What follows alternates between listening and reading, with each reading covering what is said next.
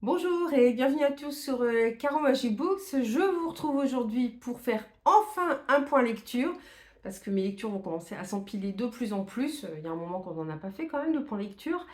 En plus, j'ai fait une lecture commune avec Chris Lector. Je vous remettrai son lien dans la barre d'infos. Et il a été très gentil. Il a attendu que je sois prête aussi, moi, à faire ma chronique de cette lecture commune pour qu'on poste à peu près en même temps. Donc c'était vraiment très sympa de sa part. Comme ça, bah, ce sera. Après, je lui dis, tu n'es pas obligé de m'attendre, mais bon, donc c'est vraiment très sympa de sa part. Donc le livre, cette lecture commune, c'était Symphonie atomique de Etienne Kunj. Je ne sais pas comment prononcer son nom, en plus il doit être français, aux éditions critiques que j'ai beaucoup aimé. Enfin, c'est le genre de livre que vous n'oubliez pas. On se retrouve, voilà, une fois encore, vous allez me dire, dans une terre alors, pas tout à fait post-apocalyptique, mais disons que chaque continent, pays, a pris des résolutions, enfin, c'est plus des résolutions, mais voilà, a pris des décisions très drastiques pour enrayer les problèmes de ressources, pour les problèmes de climat. Donc il y a quatre grandes puissances qui se dessinent. Il y a l'ex-URSS ou la Russie. Parce que je ne sais plus si c'est la Russie seule ou avec d'autres pays. Ben non, puisque c'est avec d'autres pays, puisqu'ils se sont rassemblés. Il y a l'Europe, il y a les États-Unis et il y a la Chine. On va suivre plusieurs personnages, certains qui sont sur Terre et d'autres qui sont voilà, dans ces vaisseaux spatiaux. Le début, le prologue est assez marquant parce qu'on voit qu'un astronaute, alors je sais plus parce qu'il y a cosmonaute, astronaute et spationaute, et selon votre nationalité, c'est pas le même nom. Je crois qu'astronaute, ça doit être américain et cosmonaute, ça doit être français, mais je ne suis plus sûre. Bref, on va dire astronaute pour faire plus simple. Il est européen et il s'apprête à tirer sur quelque chose sur Terre et il dit je suis prêt à déclencher, là je vais déclencher une guerre, je vais déclencher une catastrophe, mais j'y suis obligé alors que ma femme et mon enfant sont sur Terre. Je dis mais qu'est-ce qu'il fait? Enfin, voilà, c'est hyper angoissant. À chaque début de chapitre, il y a, en fait, il y a une radio pirate qui émet sur, voilà, sur des ondes et qui raconte l'histoire de gens, d'inconnus, de tout continent et les difficultés qu'ils rencontrent pour la vie de tous les jours. On a par exemple, on va suivre un autre personnage, en fait il est en Asie, mais par exemple il y a plein de gens d'Asie du Sud qui ont voulu remonter vers le nord parce que le Sud, voilà, c'était quand ça commençait à être recouvert par, non c'était même pas recouvert d'eau, ça devenait complètement désertique, donc invivable évidemment, plus rien à manger, plus rien à boire. Donc lui, sa mission, c'était notamment de repousser ces gens, ce qu'il déteste faire, parce que voilà, ce sont des immigrés climatiques et il est obligé de les repousser. Il va suivre, il n'est pas le seul, il va suivre une espèce de mentor, de chef très charismatique qui veut lutter contre tout ça, qui est pour un rassemblement aussi de ces nations d'Asie centrale, des steppes, tout ça, et voilà, il voudrait qu'il forme une autre force en plus des quatre forces existantes. Qu'on va suivre ce personnage, donc on va suivre plusieurs astronautes dans l'espace. Sur Terre, on va suivre une jeune femme qui va se retrouver mêlée à tout ça, enfin elle est plus ou moins espionne, hacker, pardon, hackeuse. Voilà, donc elle va se retrouver mêlée à tout ça, à devoir enquêter sur ce qui se passe. En même temps, on suit un homme puis son fils. Ils avaient un rêve, c'était de construire des cités pour que les gens puissent se mettre à l'abri où ils étaient à l'abri de tout attentat, enfin toute bombe atomique, de toute attaque, complètement autonome aussi bien au niveau de la nourriture que de l'eau. Donc vous imaginez bien, ce genre de cité, malheureusement, c'est toujours réservé aux plus riches, hein. C'est aux plus riches, à ceux qui sont, on va dire, les plus utiles, les plus influents, les plus, voilà. Vous et moi, on est bon pour crever, c'est bon, voilà. Donc voilà, lui, il a ce rêve-là. Tous ces personnages voilà, ils ont tous un lien. On va se rendre compte qu'il y a beaucoup de complots, de manipulations, de magouilles derrière tout ça. À côté de ça, on suit pas mal. L'Europe est pas super bien vue parce qu'on les trouve un peu, on les prend un peu pour des écolos, voilà, un peu bon teint. Bon, ils ont été par exemple à les voitures dans certains endroits. On doit faire très attention à l'économie d'eau, je sais plus, ils ont installé tout un tas de systèmes. On les prend un peu pour des glo mais ils vont se révéler beaucoup plus forts, qu'on ne le pensait et voilà, et on va suivre le parcours de tous ces personnages et c'était vraiment prenant et franchement au début c'est super anxiogène parce qu'on se dit que, en fait pour eux là, il y a eu 5 fléaux, enfin on arrive au cinquième fléau. Alors je ne sais plus l'ordre des fléaux, mais c'est des fléaux qui ont déjà eu lieu, actuellement. C'est-à-dire il y a un fléau, c'est le réchauffement climatique. Alors c'est pas le premier parce qu'on est encore dedans, il y a le réchauffement climatique, il y a eu les incendies, ce qu'on vit, chaque été là depuis, 2-3 étés, on a quand même des incendies de plus en plus importants. Les réfugiés climatiques, ça on n'a pas encore eu. Je sais pas si je vais les retrouver les 5 fléaux. Il y a eu quoi? Il y a ah oui, il y a eu un gros problème aussi, comme, la nature est très malmenée par l'homme, en fait, les plantes n'arrivent plus c'est compliqué à expliquer parce que je suis pas du tout, scientifique, n'arrive plus à ingurgiter en quelque sorte toutes les saloperies, enfin saloperies j'entends pas le plastique ou des choses comme ça, mais par exemple les plantes mortes, les déchets organiques, ils n'arrivent plus à les aspirer, à les transformer, ce qui fait qu'on se retrouve dans des zones où vous êtes dans de la gadoue et dans de la merde, c'est des plantes pourries quoi, voilà. Donc il y a cette catastrophe là en plus et le dernier fléau, je me demande si c'est pas le fléau, voilà le risque de la bombe atomique, je ne suis plus très sûre, ça fait un moment déjà que je l'ai lu. Donc il y a un climat très anxiogène au début. On parle d'éco-anxiété, mais là on est en plein dedans. Et voilà, et on va voir l'évolution de ces personnages. Dans l'espace, il y a 4 stations, donc la chinoise, la russe, l'européenne et l'américaine. Et il n'y a qu'une fois où ça arrive, où ils vont tous se croiser. C'est un hasard, voilà, dans leur tournée, ils vont se croiser. Il va se passer une série d'accidents qui va mettre en question beaucoup de choses, parce qu'il faut savoir que la Terre a mis fin à la puissance atomique. Il y en a plus sur Terre, mais il y en a encore dans l'espace. Voilà, donc le risque reste quand même, quoi. Voilà, donc voilà, vous avez pas mal de suspense au début, c'est bien écrit, ça se lit bien tout seul. Moi qui ne suis pas scientifique, c'est tout à fait compréhensible, même si parfois j'ai du mal à vous redonner mes idées et mes arguments. C'est dans le livre, c'est très clair. Il y avait autre chose aussi que je voulais, oui. Alors, ce que j'ai beaucoup aimé aussi, c'est que vous avez toujours cette radio. On ne sait pas qui tient cette radio. Et, euh, et petit à petit, on voit, voilà, ils prennent des kidams, quoi, des gens inconnus qui traversent des moments difficiles. Et petit à petit, on voit que ces gens se disent, bah, de toute façon, il faut que je continue, bah, je vais continuer. Et il y a une espèce de revirement, une envie, on sent un espoir, renaître. Il y a voilà, ce que je pense que chaque être humain, au fond de lui, qui est l'espoir et aussi le désir de survivre, mais aussi de faire en sorte que la planète sur laquelle on vit ne devienne pas non plus quelque chose d'inhabitable et qu'on puisse continuer à y vivre. Voilà, donc il y a vraiment plein de beaux sujets abordés. Voilà, il n'y a pas de concession parce qu'au départ, voilà, on est dans un climat très anxiogène, c'est le cas de le dire, qui est assez véridique, voilà, et qui pourrait arriver pour les fléaux qui ne sont pas encore arrivés, mais qui pourrait tout à fait arriver. Donc c'était vraiment un très bon livre et vraiment je vous le conseille. Voilà. Et il se lit, voilà, c'est classé SF, mais franchement il se lit très bien. Moi je vous dis, je suis pas du tout une scientifique, donc pour que je vous en parle, c'est que ça va. Pour rester un peu dans la SF, c'est un livre que j'ai lu dans le cadre du PLIB, et comme je ne suis pas sûre d'en lire d'autres, je préfère vous en parler maintenant parce que ça fait un moment, j'ai peur d'oublier. C'est Alfie de Christopher Bouix aux éditions Au Diable Vauvert. Donc il était dans les finalistes du prix de l'imaginaire. Là, on va suivre une intelligence artificielle. On est dans un futur proche et une famille décide d'installer une intelligence artificielle chez elle, dans une sorte de domotique, hein, vous savez, où tout est réglé par un ordinateur.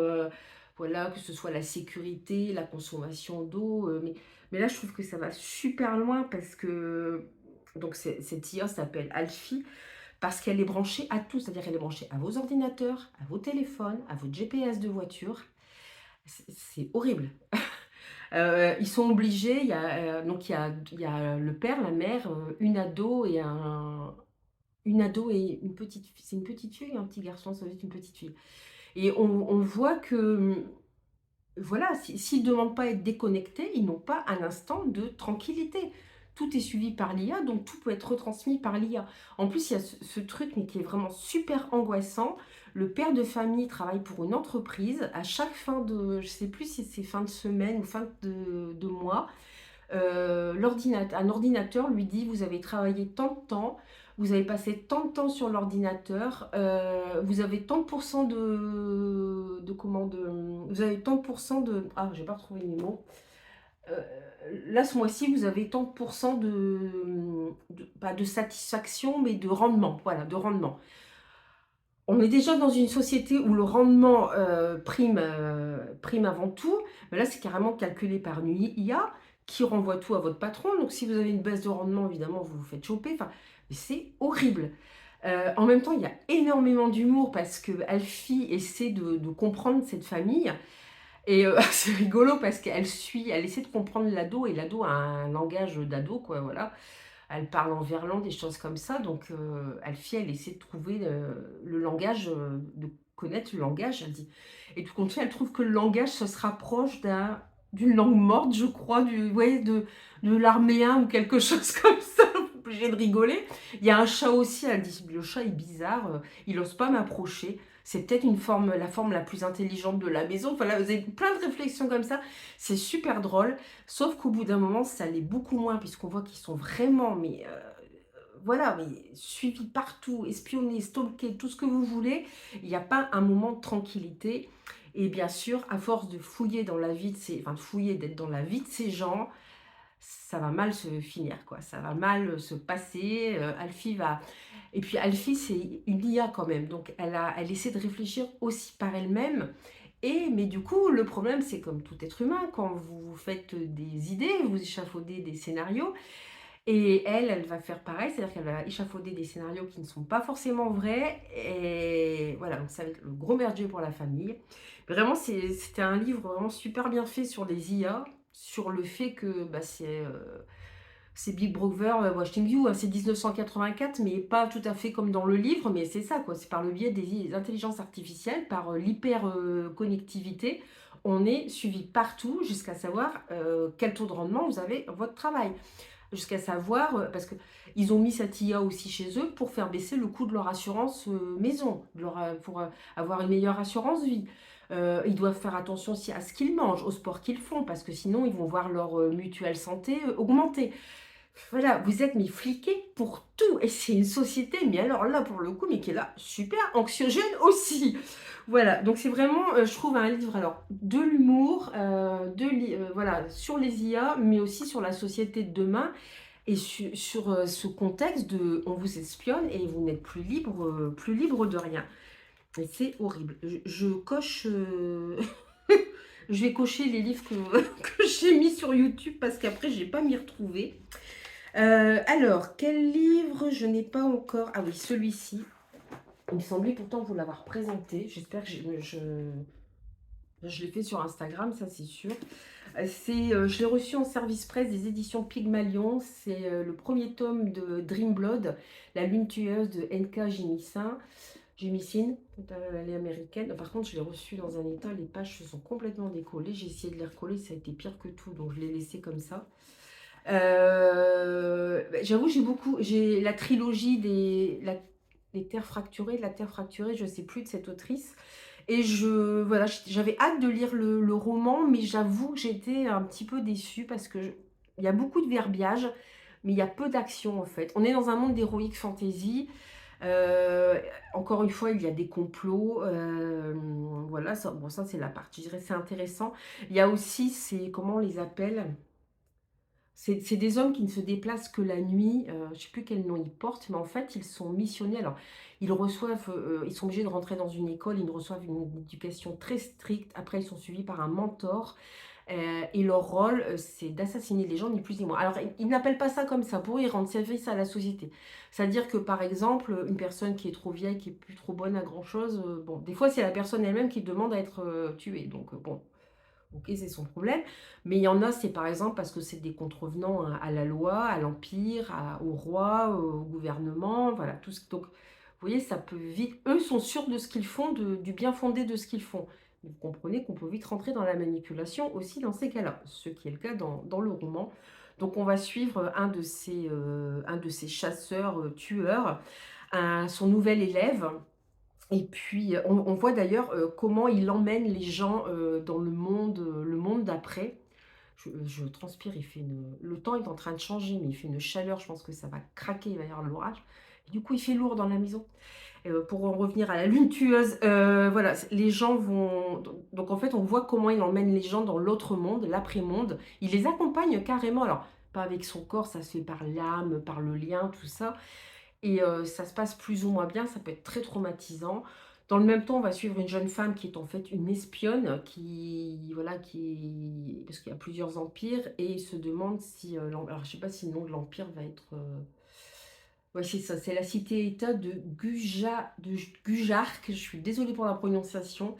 Voilà, mais il se demande si le roi de Gujark, n'est pas, voilà, s'il est vraiment très clair, s'il manigance pas quelque chose. À savoir qu'on rencontre le roi ou le prince de Gujar et il est, enfin, c'est la façon de régner, de prendre le pouvoir, ça ressemble un peu à la façon dont les sultans, dans l'Empire ottoman prenaient le pouvoir parce que le problème, c'est qu'ils avaient des harems, donc ils avaient plusieurs femmes, donc plusieurs enfants. Normalement, c'était l'aîné qui devait, que ce soit le fils d'une esclave ou de l'épouse légitime, c'est l'aîné qui était appelé, à régner. Mais, vous imaginez que ça entraînait évidemment énormément d'assassinats pour pouvoir s'emparer du trône, que ce soit assassiner le père, tous ses frères, ou l'oncle qui assassine son frère pour prendre le pouvoir, ou qui assassine ses neveux, enfin voilà.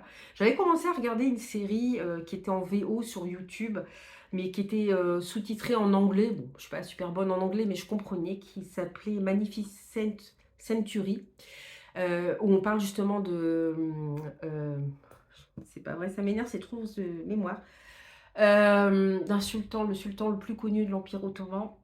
Ah! Souleymane le Magnifique. C'était un très grand, pour occidentaliser, un très grand empereur, donc un très grand sultan. Et en fait, durant, comme ça, pendant un siècle, je crois, ça va être l'ère, ce qu'on appelle des sultanes, c'est-à-dire que c'est des sultanes, alors pas parce qu'ils épousaient des femmes venues de milieux très aisés, qui étaient musulmanes comme eux, mais on a eu comme ça pendant un siècle, les épouses légitimes et les favorites étaient en fait des esclaves à la base, donc souvent elles étaient chrétiennes en plus, comme Roxane, qui est la plus connue. Alors c'est Roxolane, c'est son nom en turc, je sais plus ce que c'était. Ah, j'arrive pas à retrouver. C'était d'ailleurs la favorite de Souleymane le Magnifique. Voilà, et elles avaient un rôle très important. Vous imaginez, elles avaient été capturées, c'était des esclaves, parties de rien. Elles n'étaient pas de la bonne religion. Et elles ont réussi à monter les échelons et à avoir en plus du poids dans la politique des différents sultans. C'est quand même incroyable. Et voilà, il faudrait que je la reprenne un coup cette série, mais voilà, c'était vraiment passionnant. Et assez proche, du coup je suis allée voir historiquement parlant si c'était vrai, mais c'est assez proche historiquement. Donc voilà, c'était pour dire que ce prince avait, voilà, de Gujaret, avait un peu cette façon de faire aussi. Donc il a un peu assassiné toute sa famille pour pouvoir s'emparer. Il a vu aussi les siens se faire assassiner pour pouvoir s'emparer du pouvoir. Donc voilà, donc vous avez pas mal de complots, tout ça, mais ça reste, voilà, pour moi ça manquait un petit peu d'action. Je m'attendais à autre chose en fait, je pense. Alors je lirai quand même le second tome, encore que je trouve que le tome 1, là pour moi c'est fini, il y a une fin. Donc je ne sais pas trop ce qu'ils vont faire. Après, vous pouvez toujours, oui, rajouter des choses, hein. Elle a créé un monde, un nouveau monde, là, NK Jimisin. C'est vrai qu'au niveau du world building, voilà, c'est bien fait. Donc c'est vrai qu'elle pourrait aussi, voilà, raconter. Bon, il y a une suite, puisque là, c'est le tome 1. Donc je lirai quand même le tome 2, parce que puis je veux pas rester sur un échec au niveau de. Désolée pour ce. J'ai pas envie de rester. J'ai pas envie de rester. C'est pas un échec, j'ai quand même bien aimé ma lecture, mais j'ai envie d'en savoir un petit peu plus. Ensuite, j'ai reçu. Alors, j'ai discuté d'abord avec l'autrice qui s'appelle Espée de Croix. Et par son biais, par le biais de BOD Book on Demand, qui est un éditeur pour les auteurs qui, voilà, qui passent en auto-édition. J'ai reçu Mirage Memories, alors Arc 1 Rébellion et l'épisode 1 La dernière cité. Ça, c'était un livre, alors il n'est pas super gros, mais alors il est très intense. Intense par tous les sujets qu'il aborde, par toute l'action qu'il y a, par les personnages. Vous voyez, en plus, je trouve que c'est super bien fait. C'est vraiment, voilà, c'est vraiment, je trouve que le travail à l'intérieur a été, ça a été peaufiné. Voilà, en plus, vous avez les personnages qui sont repris, tout ça. Il y a des annexes au début, il y a des correspondances d'âge parce qu'ils n'ont pas les mêmes âges. Petit parcours littéraire, voilà, c'est vraiment super bien fait. De toute façon, quand j'aurai le temps, je demanderai le tome 2 aussi. Voilà, elle a repris tout, elle l'a écrite il y a un moment déjà, cette série, je regarde l'heure en même temps, et elle a tout repris, tout réédité. Donc nous sommes dans un monstre un monde post-apocalyptique. Voilà, où tout est, comme vous le voyez, tout est désertique et seules certaines cités ont réussi à survivre. Gros problème, c'est qu'avec tous ces bouleversements climatiques et autres, vous allez dire que je lis que du posta, hein. Mais c'est vrai que je suis très attirée par la SFFF, en science-fiction, fantasy, fantastique, mais par la SF. C'est vrai que enfin, on va dire ça, c'est du posta, mais pour moi, c'est une dystopie, ouais, ça pourrait aussi être un peu de la SF, donc voilà. C'est un genre vers lequel je suis, voilà, c'est vraiment, j'ai envie de lire. C'est vrai que du coup, j'ai un peu laissé de côté tout ce qui est policier. Je suis vraiment attirée par ces genres-là. Donc, bref, pour en revenir à Mirage Memories, voilà, le gros problème, c'est qu'avec tous ces bouleversements, les humains se sont scindés en deux. C'est-à-dire les humains, et puis il y en a qui ont développé des pouvoirs surnaturels très importants.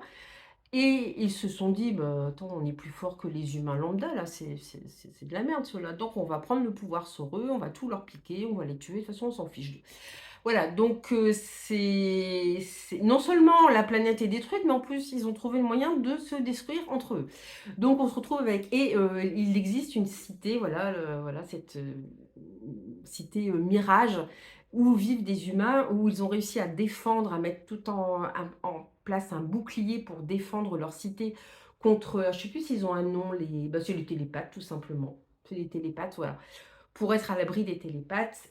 Parmi ces télépathes, il y a un chef qui est assez impitoyable, tellement impitoyable que plusieurs de ces jeunes, les héros qu'on suit sont assez jeunes, hein, ils ont, je sais pas, 18, vingtaine d'années. Ils ont décidé de quitter leur maître pour... on va comprendre pourquoi aussi. Il y a plusieurs raisons qui les poussent à quitter. Et c'est vrai que cet homme est un véritable tyran. Pour rejoindre la cité. C'est la cité Mirage, hein, je dis pas de bêtises. Euh, oui, c'est ça, Mirage.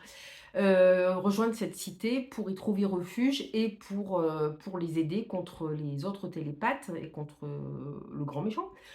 Gros problème, c'est que quand ils arrivent à la cité Mirage, bah, ils sont pas super bien accueillis parce que ce sont des télépathes et voilà, les télépathes n'ont pas été très sympas avec les humains lambda, donc ça se passe pas forcément super bien. Ils sont obligés de porter des colliers qui les empêchent d'utiliser leur pouvoir. Dans le même temps, le maître télépathe est fou de rage parce qu'ils les ont quittés, notamment le personnage principal. Alors moi, les prénoms, vous savez que ça fait deux. Le personnage principal, qui est un jeune homme, il est fou de rage qu'il l'ait quitté, donc évidemment il veut le récupérer, il attaque la cité, voilà. Donc il y a tout un univers qui est construit, il y a tout un passé qui va nous être dévoilé, comment on en est arrivé là. Vous avez, voilà, on a beaucoup de détails sur la cité Mirage, on a aussi beaucoup de détails sur la façon dont les télépathes vivent, dans la façon dont le maître télépathe traite aussi ses ouailles, malheureusement. Et puis, on va suivre le parcours de ces jeunes qui ont décidé de rejoindre la cité Mirage et leur combat pour essayer de s'intégrer avec les humains. Donc, il y a aussi beaucoup de batailles.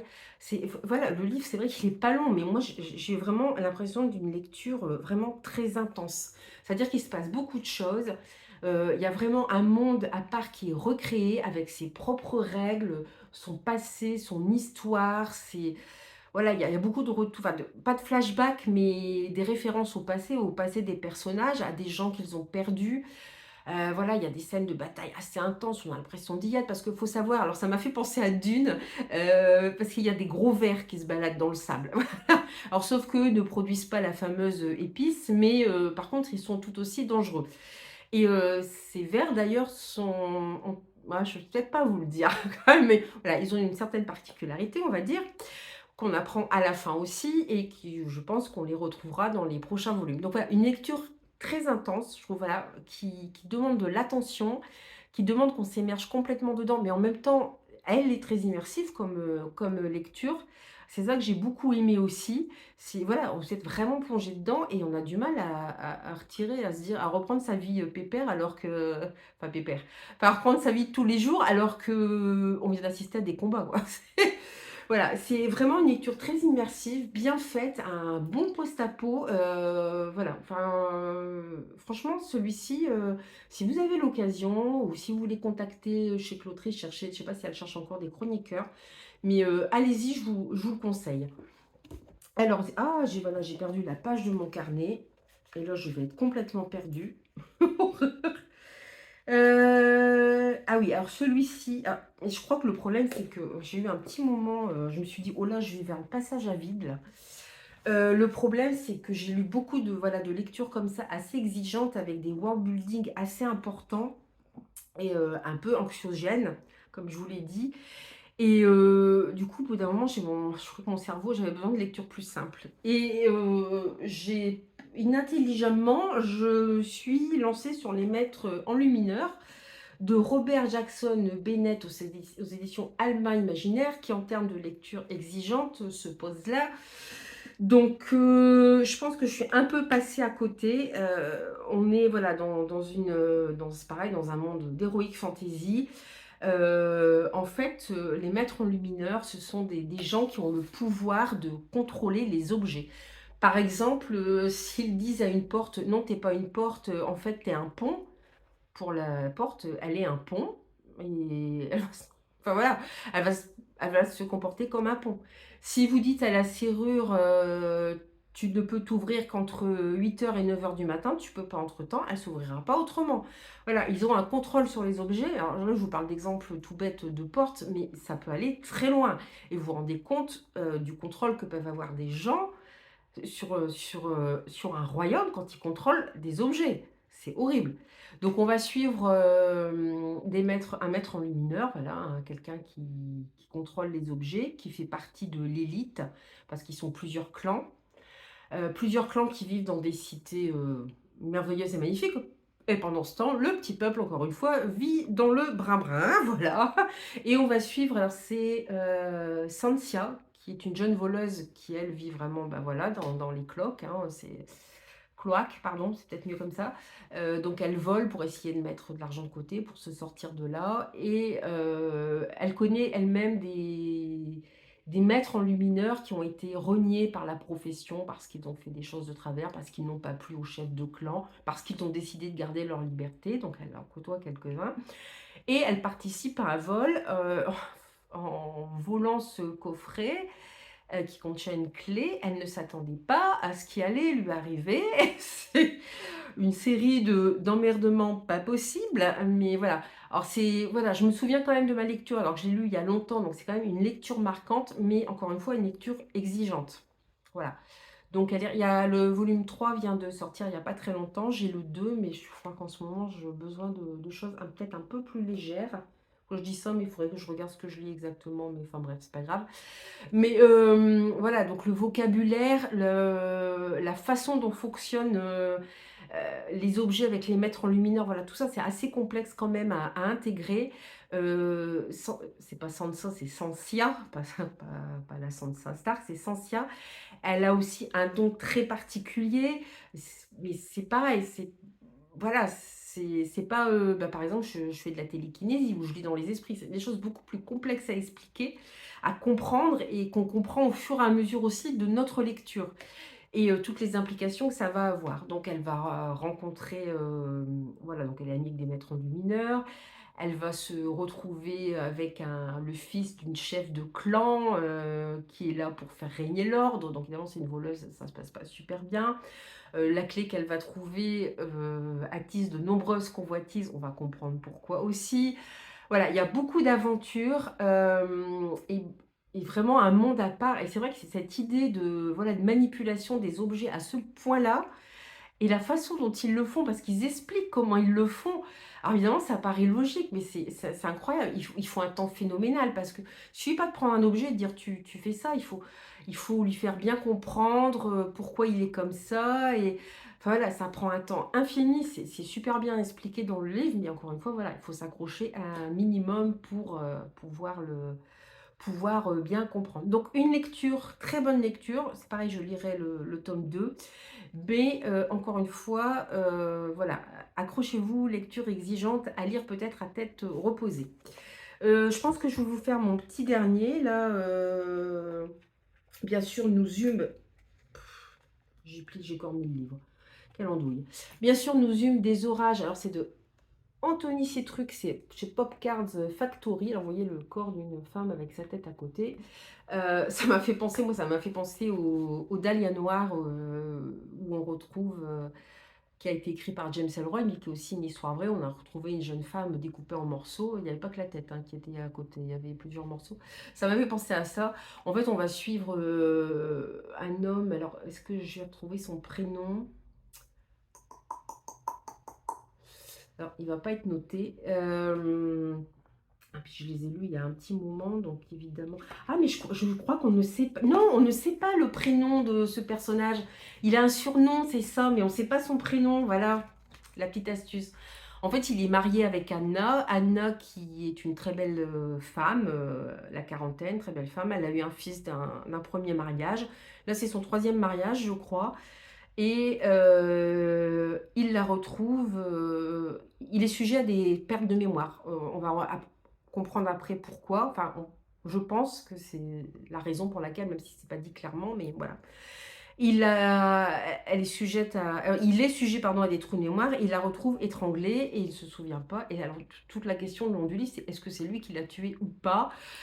Et là, au lieu d'avoir une réaction, enfin, une réaction saine, quand vous pensez que vous avez tué quelqu'un, peut-être que la première chose que vous faites, c'est peut-être pas appeler la police. J'en sais rien, je n'ai jamais tué personne. Mais ouais, c'est vrai que vous devez vous poser la question. Donc, effectivement, il ne va pas appeler la police. Non, il va faire autre chose. Un truc complètement idiot, mais bon, bref. Je ne veux pas vous le dire, parce que je ne vais pas trop vous spoiler, parce que c'est un aspect assez ironique et marrant du livre. Et en plus, il va mettre dans la confidence le fils de Anna, qui est un ado déjà. Ouais, il est majeur, même, je crois. Voilà, et on va revoir un peu toute sa vie par flashback avec Anna, qui était loin d'être une sainte, mais qui était aussi un personnage qui semblait très écorché, voilà, qui pouvait disparaître pendant des mois. Ça lui est arrivé de disparaître et de laisser son gamin à notre personnage principal. Heureusement que le gars est quelqu'un de bien, parce que voilà, elle s'est barrée comme ça. On apprend que ses ex-maris n'ont pas forcément, voilà, toujours été très corrects avec elle. D'ailleurs, son premier ex-mari, il vit avec un autre homme. Elle les a surpris. Je crois que cet autre homme était son frère à elle. D'ailleurs, si je me souviens bien. Donc voilà. Donc on peut dire qu'elle n'a pas eu trop de chance dans la vie, mais notre personnage principal, lui, la regrette. Il regrette, voilà, bien sûr, nous eûmes des orages, oui, ils ont eu des disputes, ils ont eu des moments difficiles, mais il la regrette. En même temps, il est, voilà, donc on voit le fils de Anna, ses ex-maris, il y en a un, c'est une espèce de trafiquant loupard, enfin voilà, pas très net, hyper macho, enfin, la totale, elle a épousé des hommes vraiment très différents, hein, il y a aussi la gouvernante de la maison, qui a une sorte d'emprise aussi. Voilà, enfin, enfin, je vais pas tout vous raconter parce que le livre est assez court en plus, mais voilà. Il y a une partie, voilà, il y a des flashbacks, on apprend à connaître Anna, on apprend à connaître le personnage principal. Mais quelque part, je me dis quelle patience il a eu pour supporter Anna quand même. Voilà, on a quand même de la compassion pour ce personnage parce que Et en même temps, il y a une partie très ironique, très sarcastique sur les relations entre les gens et notamment sur les relations hommes-femmes parce qu'on sent que les mecs, ils sont largués, quoi. On est au 21e siècle, et bah, ils sont largués avec les femmes. Ils savent plus quoi faire avec les femmes. Avant, elles restaient sagement à la maison, elles ne disaient rien, elles ne mouftaient pas et là, bah, ils se retrouvent alors peut-être pas notre personnage principal, même s'il est un peu perdu, mais qui ne le serait pas avec Anna. Mais par exemple, son second ex-mari, lui, qui a un gros macho et qui, lui, pige rien aux femmes, hein, même avec sa nouvelle épouse, c'est une catastrophe. Donc voilà, donc il y a ce côté assez sarcastique sur les relations hommes-femmes et sur ouais, les relations hommes-femmes au XXIe siècle et les hommes qui sont complètement largués et qui savent plus quoi faire, quoi. En fait, ils sont paumés.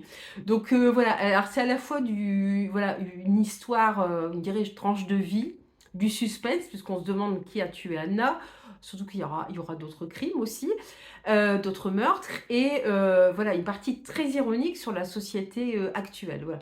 C'est un livre très court, qui se lit très bien, donc voilà, vous pouvez y aller, il n'y a pas de souci. Je crois que je vais m'arrêter là parce que on est déjà à plus de 30 minutes de vidéo. Je commence à chauffer, puis enfin, j'ai cherché mes enfants quand même. Voilà, donc bah, n'hésitez pas à me dire ce que vous, comme d'habitude, ce que vous lisez en ce moment.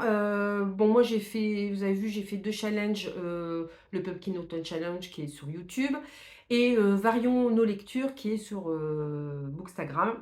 Vous pouvez encore nous rejoindre sur Bookstagram, il n'y a pas de souci. C'est de septembre à décembre, donc il y a 11 catégories si je me souviens bien. Donc voilà, il y a pas de souci. Dites-moi si vous voulez participer au challenge, si vous avez des questions à poser.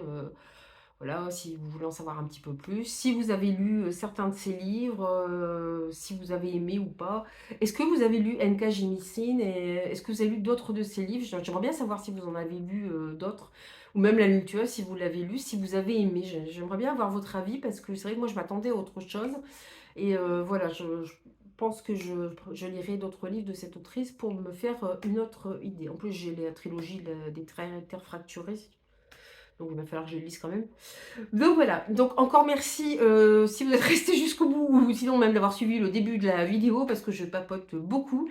Merci pour vos interactions, merci d'être de plus en plus nombreux sur la chaîne. Ça fait vraiment toujours très plaisir. Voilà, j'étais en vacances mais je regardais si les vidéos passaient bien. Ouais, c'est super, enfin voilà, merci de commenter, merci de laisser un petit like, voilà, merci pour tout. Je vais vous laisser ici parce que mon rôle de maman m'appelle de l'autre côté. Je vous dis à très bientôt. Je vous souhaite de belles aventures livresques et surtout prenez bien soin de vous. Bien, bye bye.